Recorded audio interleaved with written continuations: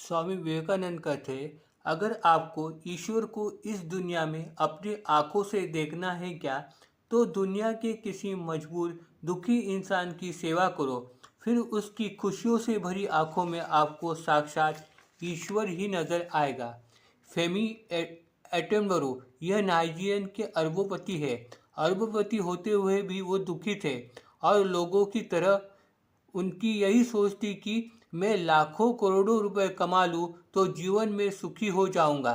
धंधे में उन्होंने मेहनत करके पैसा तो कमा लिया और उस पैसे से उन्होंने अपने घर पे दुनिया की सारी मूल्यवान चीज़ें इकट्ठा कर ली।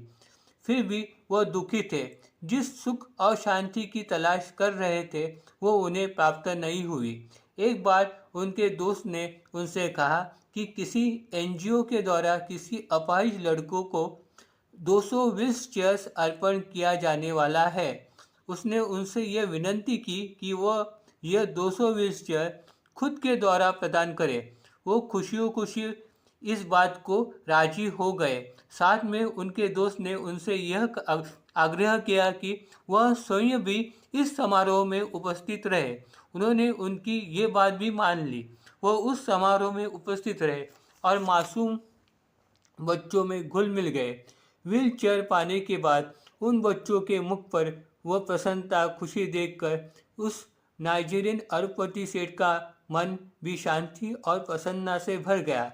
वो तो सारी जिंदगी धन संपत्ति बटोरने की कोशिश में व्यस्त थे, लेकिन उन्हें पहली बार ये बात महसूस हुई कि जीवन में सुख और शांति किसी से कुछ लेने में नहीं तो किसी से कुछ देने में है।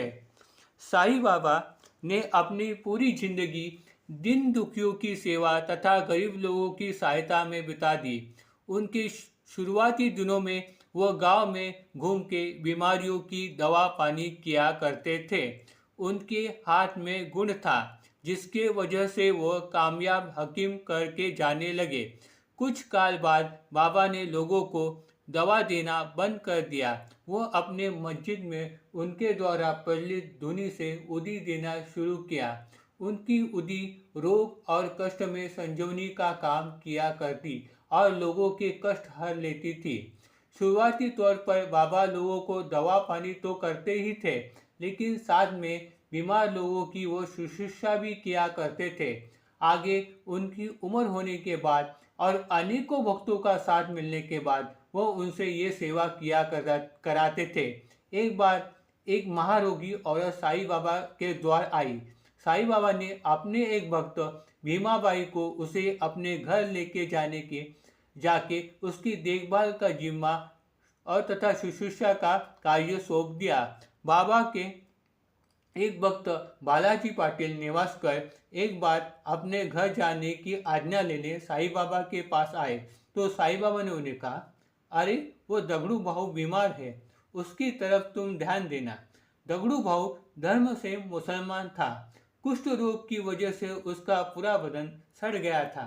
निवासकर ने तन मन से करीबन 1 महीना उसकी सेवा की और उसकी मृत्यु पश्चात वो अपने गांव लौट गए।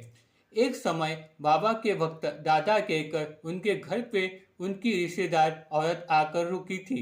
उसने श्रेणी में 3 दिन उपवास का व्रत रखने का निश्चय किया था। वो जब बाबा के दर्शन करने लिए मस्जिद गई तो बाबा ने उनसे कहा, ये उपवास निराहार इन सब उलझनों की अपने को क्या जरूरत है, मानव सेवा ही ईश्वर सेवा है। उस समय दादा केकर की पत्नी मासिक धर्म की वजह से खाना बनाने में असमर्थ थी। तब बाबा ने उन्हें होली के शुभ मुहूर्त पर पूरन पोली का मिष्टान्न भोजन बनाकर खुद खाकर केकर के परिवार वालों को खिलाने की आज्ञा दी। इस तरह बाबा ने जन सेवा में ही परम कल्याण है और वो उपवास से ज़्यादा लाभकारी है, ये सबको सीख दे दी। Please like and subscribe my channel.